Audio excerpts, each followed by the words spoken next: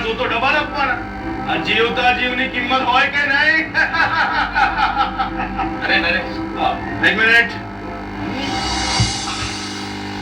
આ છે શરત. હેલો, કેમ છે? બસ ફાઇન. તમે? શરત. તમે તો ચૂંટણી સભા સંબોધતા હો ને એવી રીતે સૂત્રોચ્ચાર કરતા હતા. ચૂંટણી સભા નહીં પણ યુનિયનની મીટિંગ. અન્ય સામે લડત.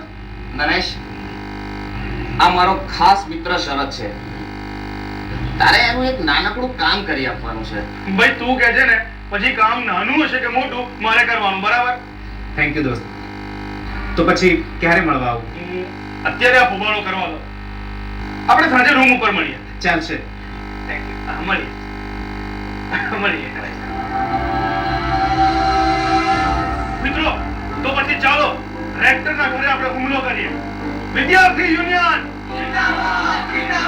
દાબરમાં વળ. વિદ્યાર્થી યુનિયન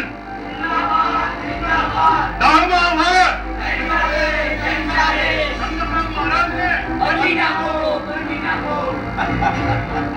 દાળમાં વાળ. ખરો છે આ નરેશ. અરે ભાઈ, બહુ ઉંબાડિયો માણસ છે. ક્યાંય પણ ધાંધલ ધમાલ હોબાળો કરવો ને તો નરેશ પહેલો હોય. અરે ભાઈ, તો પછી રાજકારણમાં જવું જોઈએ ને, સાયન્સમાં શું કામ આવ્યો છે? અરે ભાઈ, સાયન્સમાં એ રાજકારણ જ તો કરે છે. પણ છે મજાનો માણસ.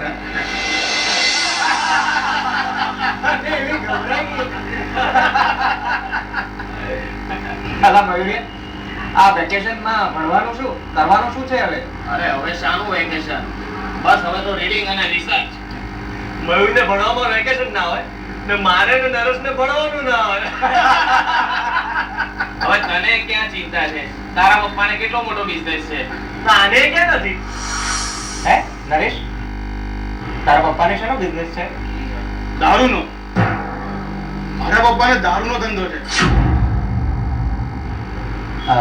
એટલે પરમિટ થી વેચતા હશો નહીં? ના ના, નો પરમિટ નો લિમિટ. पीने वाले को पीने का बहाना चाहिए.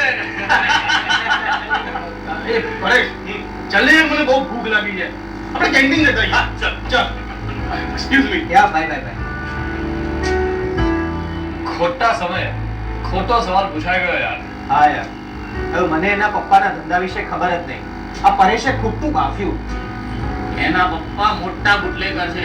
લાખોનો બિઝનેસ છે.